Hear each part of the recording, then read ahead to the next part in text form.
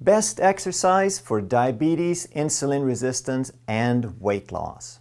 Everywhere you turn, someone tells you to exercise. But why? What are the benefits? And if they tell you it's calories, or no pain, no gain, or to lose weight, they are telling you the wrong thing.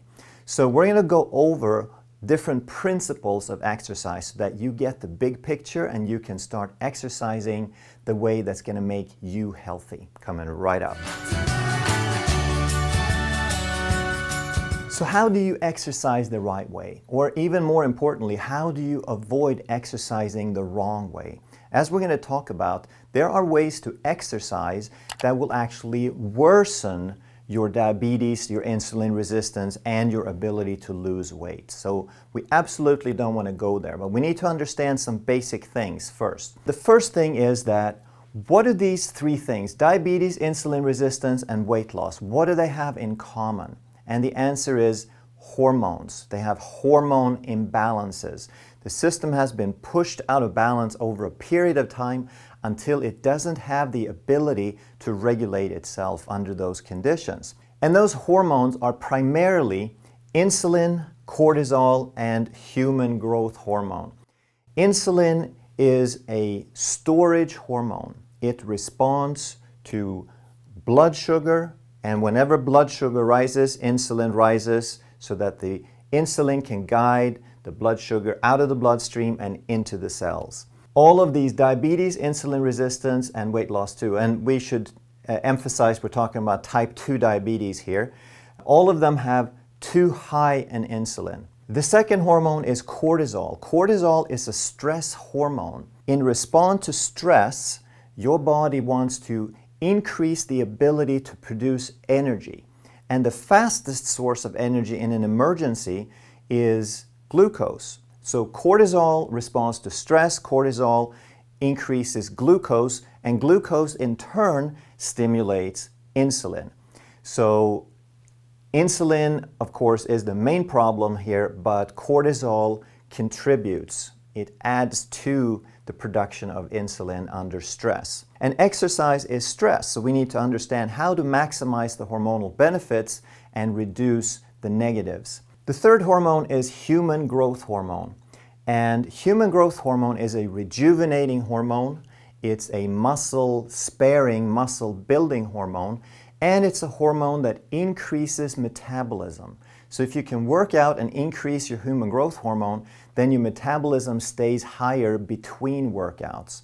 So it has nothing to do with the calories that you burn during the workout. It has to do with, are you moving closer to balance and are you improving or worsening your metabolism? So these three hormones are what we're going to talk about. And that's what we have to understand, that all of these issues are about hormones. And insulin is primary in diabetes, insulin resistance, and weight loss. Cortisol and human growth hormone are critical in response to exercise. How do we exercise to get these two? Principle number 2 is about insulin resistance.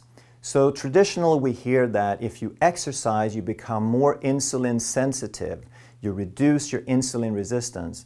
And that's only a little bit true, because you can be insulin resistant at the level of the muscles, or you can be insulin resistant at the level of the liver. And exercise is going to help the muscles become more insulin sensitive.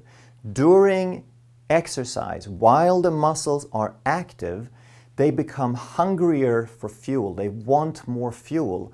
So they sort of bypass this rule that says we need insulin to bring the glucose in. The muscles say, during exercise, I'm going to let the glucose in anyway because I really want that fuel right now.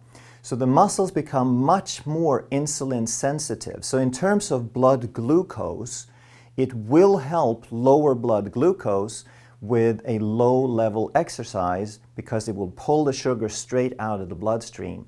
Long-term, for insulin resistance, it does nothing, because the main part of the insulin resistance is the liver.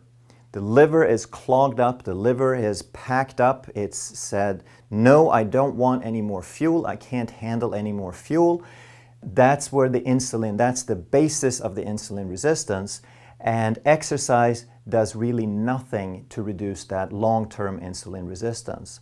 So yes, exercise is good, but just walking, unless you do something else to address the liver insulin resistance, is not going to have a major impact on your overall insulin resistance. So the regular guidelines, the American Diabetes Association, this is principle number 3, that we need to understand what not to do, and just because they're official guidelines doesn't mean they're right. They recommend moderate to vigorous exercise, 5 times a week, at least 30 minutes. Or they say if your busy schedule doesn't allow that, then you can do a 10-minute brisk walk after each meal. So first of all, there's a huge difference in hormone responses between moderate and vigorous exercise. We'll come to that in a second. Moderate to low to moderate intensity is okay. That will help you. Vigorous will come back to bite you. And if you do a 10-minute brisk walk after each meal, what happens after a meal? What does your body want to do after a meal? It wants to sit around and digest that food. So you put food in your body and your body says, okay, I get it. This food is here. We need to allocate resources to digest that. So it starts making stomach acid, it starts allocating the blood, it redirects the blood to the intestinal tract, it sends more blood to all the internal organs so that they can make enzymes and they can start preparing and digesting and absorbing this food. But if you go for a brisk walk right after each meal because you're so busy, now the resources are being required elsewhere. Now you don't have the blood, you don't have the resources, you're not going to make the stomach acid, you're not going to make the digestive enzymes. And what do you get now? Now you get GERD, reflux, heartburn, you get digestive upset, you get irritable bowel syndrome, you get leaky gut, and the list goes on and on and on. If you don't already have a bad digestive system, this would be a recipe to create one. So we have to understand the wisdom of the body, that it always knows what to do in different situations, and we can't force it to do different things than what it's designed to do. Even in so-called informed camps, like even among chiropractors, they still talk about calories. I saw this on a video that, oh yeah, walking is good for you. It'll burn 170 calories in 30 minutes. And if you run, then you get the results better. That's faster. And stair climbing burns 2 to 3 times the calories of just walking. So they're stuck in this mindset that it's about calories, it's about punishing the body, it's about more is better, no pain, no gain, etc. So we're going to debunk this and understand how this stuff really works. So the main thing to understand is that there's 3 basic broad divisions of exercise, of how it affects. So the first one is aerobic. Aerobic means with air. And when you do aerobic exercise, that's something that you can keep up for a very, very long time. You can do it for an hour, 90 minutes, 2, 3 hours even, if you enjoy it, because you have fuel in the body and you're providing oxygen, you're providing air as an aerobic at the rate where your body can keep up. For the level of intensity of exercise, you need a certain amount of oxygen. As long as you can provide that amount of oxygen, you're not falling behind, you're keeping up. You're not getting lactic acid, you can breathe at a comfortable rate, you can maintain a conversation, you can speak a full sentence or at least a big part of a sentence while you're doing it. And that means your body is in balance, there is no crisis, there is no significant stress. You are exercising, but you're not punishing your body. That's aerobic exercise. Anaerobic exercise means without air. It means you can't breathe fast enough at a normal pace to keep up. And even if you start breathing faster, then you're not producing enough energy with that oxygen to provide for the activity you're doing.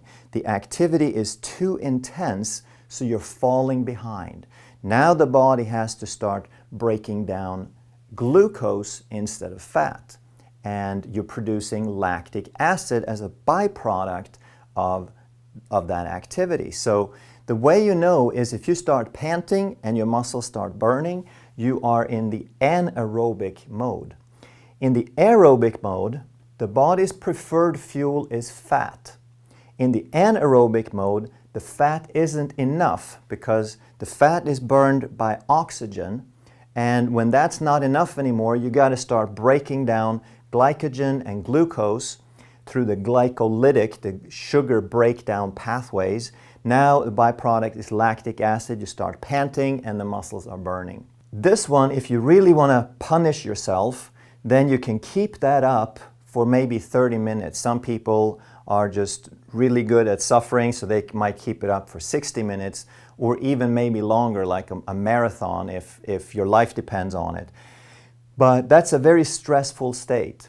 And a lot of exercise that's being recommended is anaerobic, because we have this idea that of no pain, no gain, that the benefits of exercise are only proportional to how much I suffer, and that's simply not true.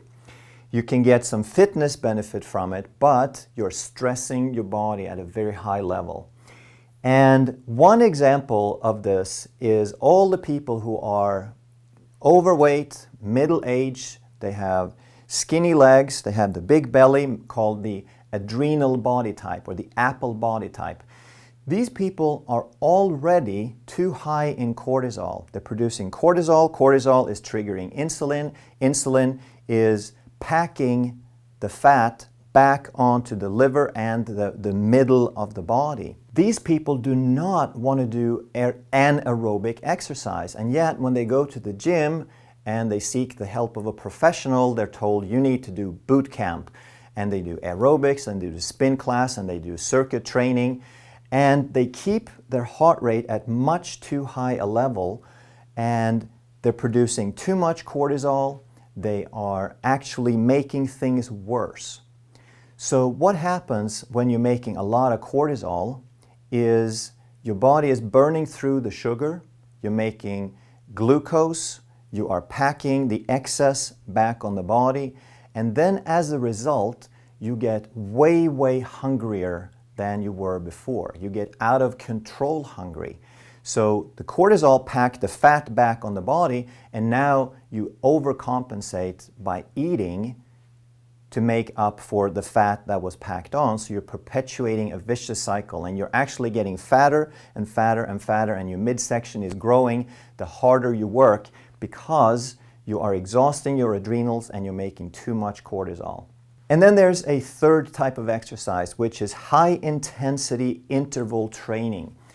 And this is anaerobic exercise, but it's at such an intense level that you can't keep it up more than a few minutes. Even if your life depended on it, you just crash. That's how intense it is. So why would you want to do one or the other of these? And how do you recognize what they are? Well, aerobic, we talked about you breathe slowly and you can keep it up for hours.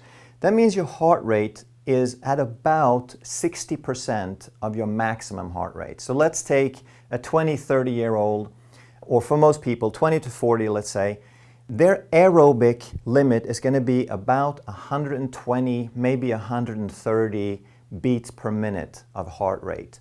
At that level, you can still speak comfortably, you can keep it up for a very long time.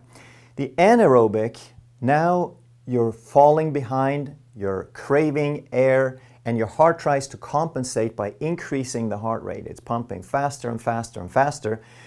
And now you're somewhere between 60 to 80. So now these are people that if you measure the heart rate, it would be like 130 to 150, 160. And you can maintain that for a good bit. HIIT, however, high intensity interval training, is when you get close to 100%. You go in all out, you're maxing it out, you're pushing it, and Normally you would do that in like 30-second increments. So you do it 30 seconds, you rest 30 seconds or a minute, you do another 30 seconds, and each time you're pushing the heart rate higher and higher until at the last one or two of those intervals you hit more than 95% of your maximum heart rate. So your maximum heart rate is somewhere around 220 minus your age. So you should be able to get within a few points of that. So for example, I'm 55 and my maximum heart rate theoretically would be about 165.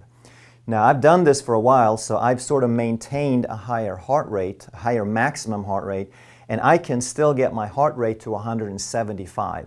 But if you get within the ballpark, you're doing pretty good. And the total duration of that should not be more than a couple of 3 minutes.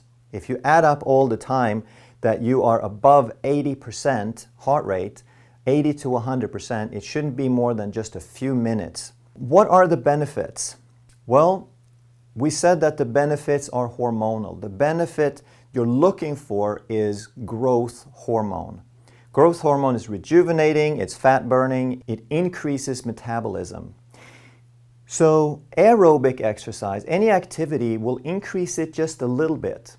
And aerobic, because you can keep it up so long, still has a significant or at least modest impact on growth hormone. Not a huge impact, but it does something. Anaerobic has a greater impact because it's higher intensity. It's pushing the body. And you get more benefit because you can keep it up for a longer period of time. But high intensity interval training produces a tremendous, an enormous, a fantastic amount of human growth hormone. In a few seconds duration, if you can get up to that maximum level for even a few seconds, you can increase your growth hormone by 300 to 400%. And that's the beauty of this, that it doesn't have to go on very long. And also, hormone decreases very, very slowly. Once the body produces growth hormone, it wants it to stick around for a while.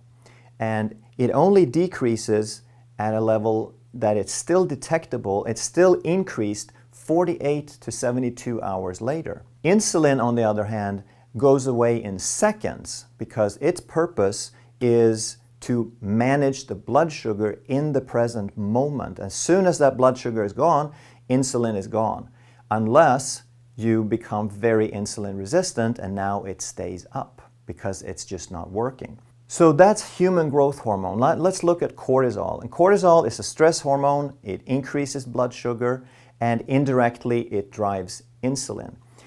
So aerobic exercise, when you are comfortable, when you can speak a sentence, when you can breathe normally, you are not stressing your body. You're not putting your body in a place where it's urgently looking for more resources. It's keeping up. It's doing fine. So the cortisol is virtually zero.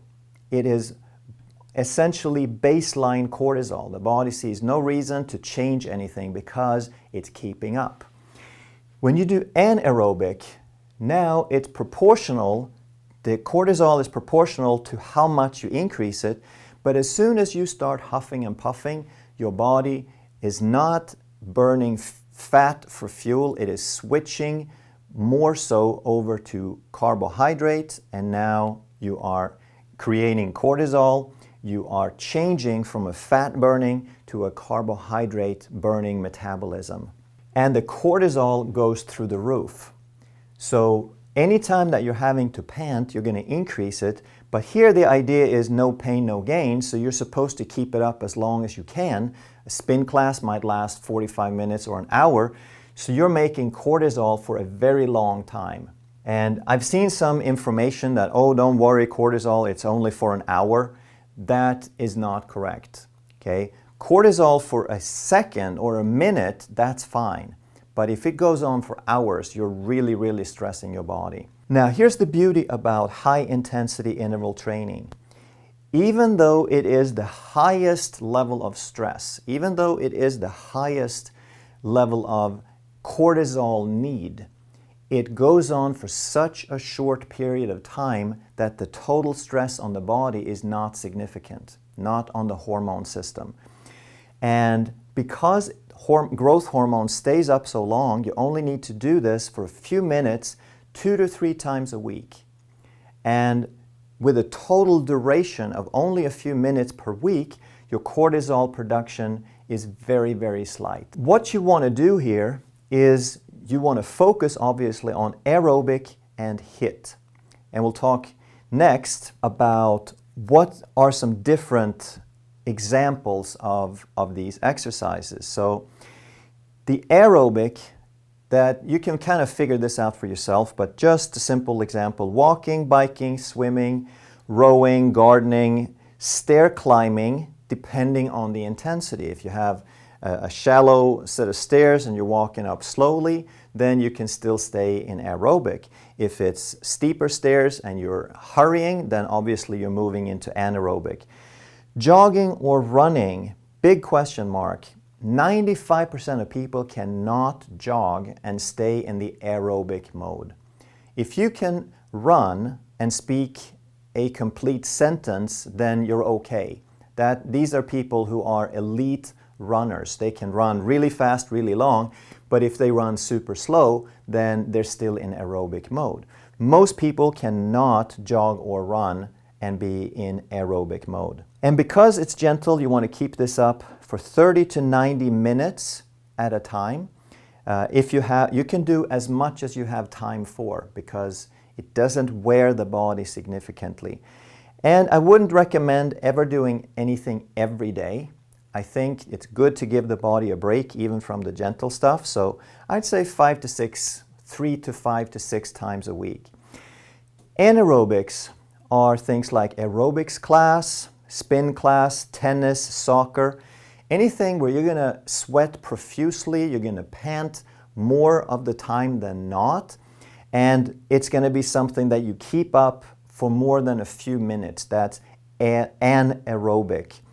And my advice is, unless you're a tennis player who really enjoy that and you do it for a reason other than exercise, I mean, obviously if you love it and it's your thing, do it, but don't do these things to try to get healthy if you have diabetes, insulin resistant, or weight loss, or if you have adrenal fatigue. Then you want to avoid this category as much as possible. You could do a minute or two here and there, then it sort of starts moving a little bit toward the high intensity, but don't try to do this as a sustained activity. It will not improve your health. It can improve your fitness, but there's a difference between fitness and health, and we have to understand that. High intensity exercise. So this depends on your health. This depends on your fitness. This depends on if you have aches and pains. So you have to be cautious. You have to start gradually. If you're hurting, then you can't go out and do sprints. But play with it and figure out what you can do.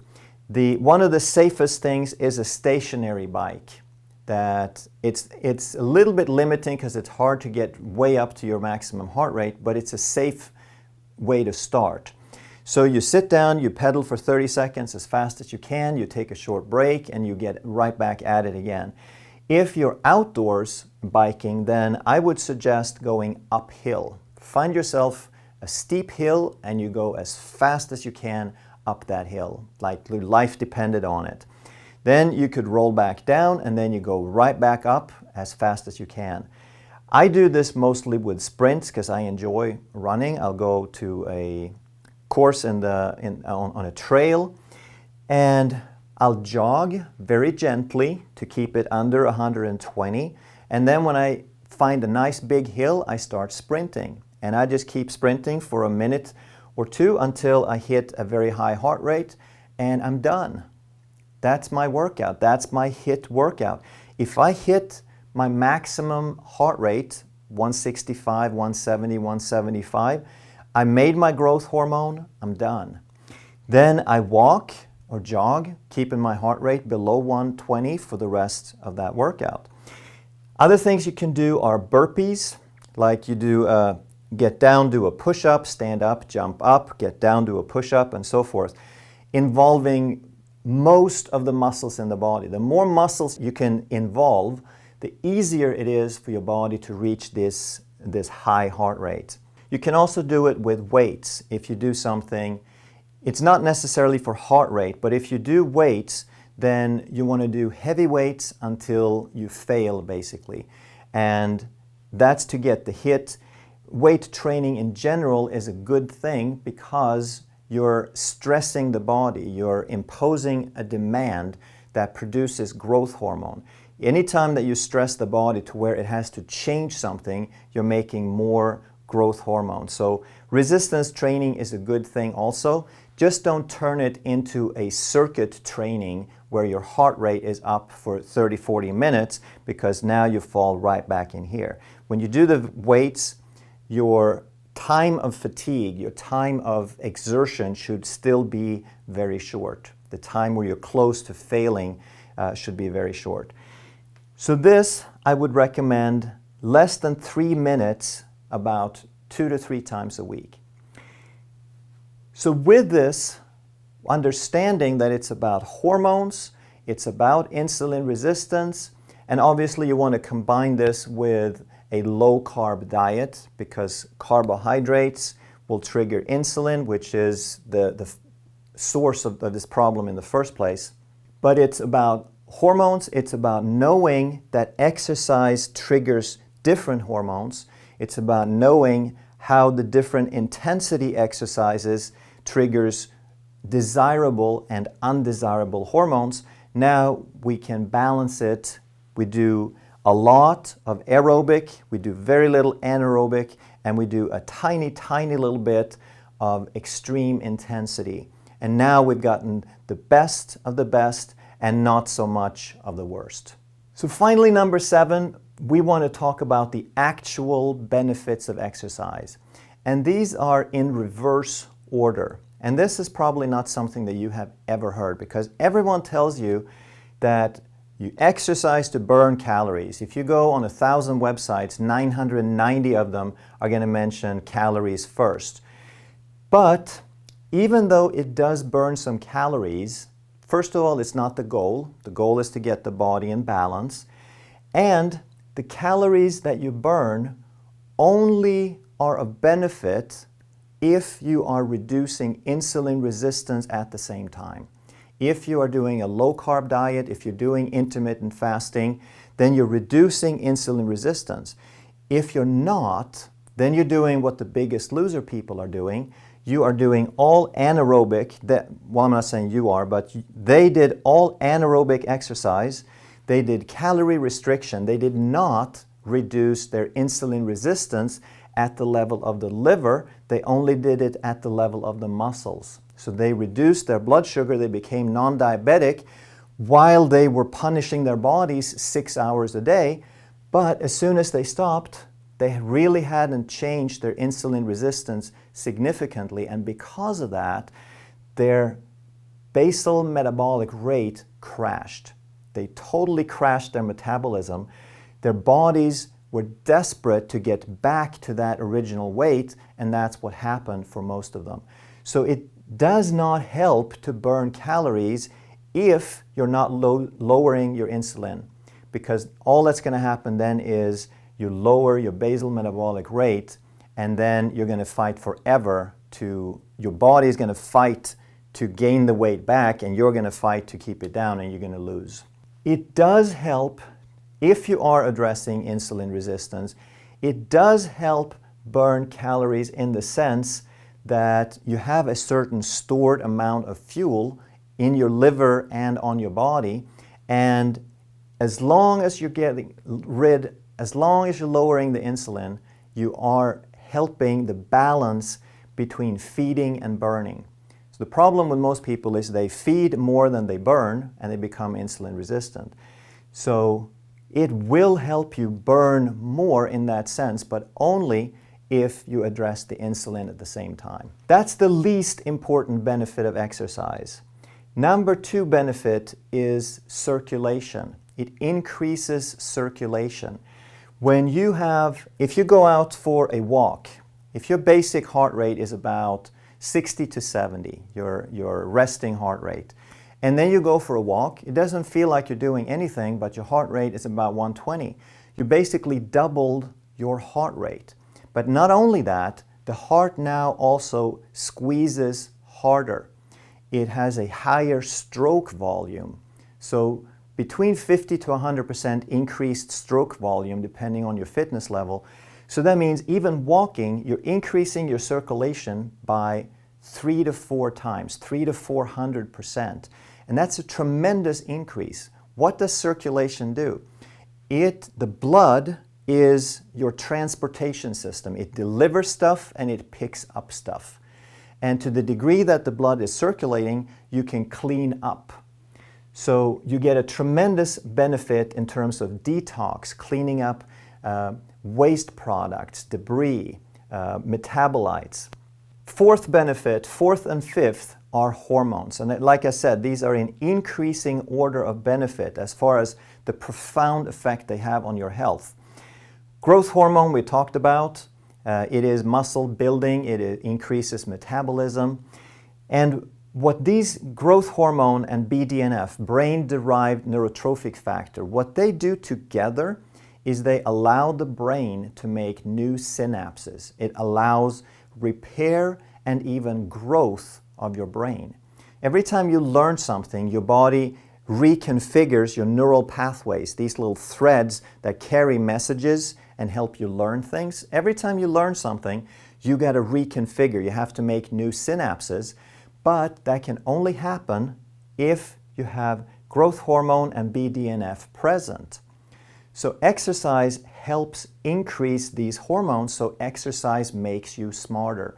Exercise helps you fight dementia. Exercise helps you fight memory loss. It makes you better at learning, better at focusing. Number 6 is brain benefits. And what does that mean? It means that your brain is tissue. Your brain consists of cells, just like every other part of your body. So we think of muscles when we think of growth. We know that if we work out a muscle, that muscle will tend to stay strong or grow stronger. If we don't, if we hurt our arm, if we break an arm, we put it in a cast, then 4 weeks later, when the cast comes off, the muscle is gone. Use it or lose it.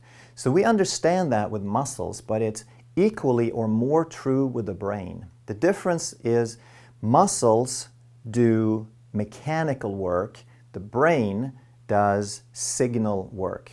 The brain is 2% of your body weight. It uses 20% of your calories, 20% of your oxygen, etc. So working out, moving the body, provides 90% of the signals that keep the brain alive. The signals, that's the juice, that's the stimulation, that's the use it or lose it for the brain. So if you want a strong brain, if you want pumped brain cells, you got to activate it, and motion and exercise is what does that. 90% of the signals that the brain is provided, 90% of the signals that reach the brain, that keep the brain alive, are from movement. That's why you exercise. I can't emphasize that enough. Forget everything else you've ever heard about the benefits, and just remember that movement stimulates your brain. And when your brain grows stronger, especially the frontal lobe, which is your cognitive center, which is your motivation, which is your management, your abstract thought, it's what makes you human.